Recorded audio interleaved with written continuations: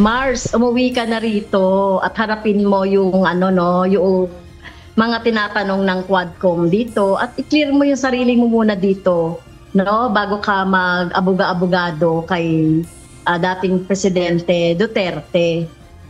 Hinamo ng Makabayan Bloc si Attorney Harry Roque na harapin ang Quadcom kaysa humingi ng asylum sa the Netherlands.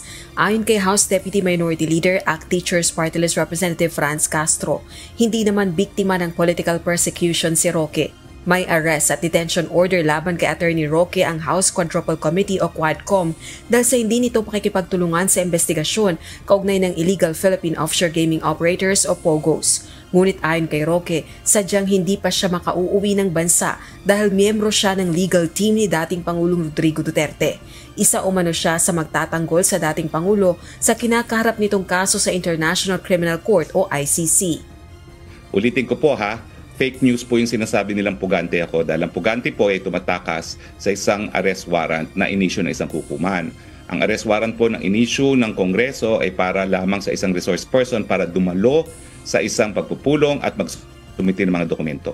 Wala po akong ginawang krimen na naging basihan para sa pag-issue ng warrant of arrest ng lehislatura. I cannot come home. I have to defend my president as a member of the List Council of the ICC at The Hague. Ayon kay House Deputy Minority Leader ACT Teachers Party List Representative Franz Castro, haharangin nila ang planong paghingi ng asylum ni Roque sa the Netherlands sa pamamagitan ng Quadcom. Dapat anyang sagutin ni Roque ang mga tanong sa kanya ng 4 House panels, partikular na ang kaugnayan nito sa POGOs. Pangunahin natin yung pagharang through the Quadcom na harangan itong pagsisik ni Harry Roque ng asylum doon sa Netherlands kasi doon sa mga batayan na dapat niya munang sagutin yung mga issues na nakapending sa Quadcom. Ito ay iproproseso ng Quadcom at dadaan ito rin sa channel, sa proper channel. Kasi alam naman natin, pwede itong maging government to government ang magiging channel nito.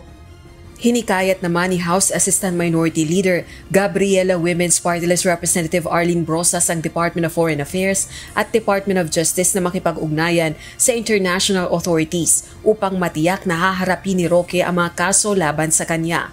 Samantala para sa Malacanang, wala itong nakikitang political persecution laban kay Attorney Roque. Sa halip, ang dapat na ipaliwanag ni Roque ay ang mga ebidensyang nakalap laban sa kanya ng Presidential Anti-Organized Crime Commission o PAOC, kaugnay nga ng kontrobersya sa POGO.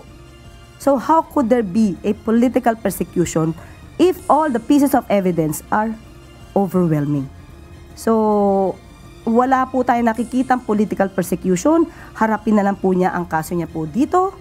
Mas maganda po yan para maipakita niya sa taong bayan na wala po talaga siyang kasalanan. May mga requirement para sa application ng asylum sa the Netherlands batay sa panuntunan ng Dutch government.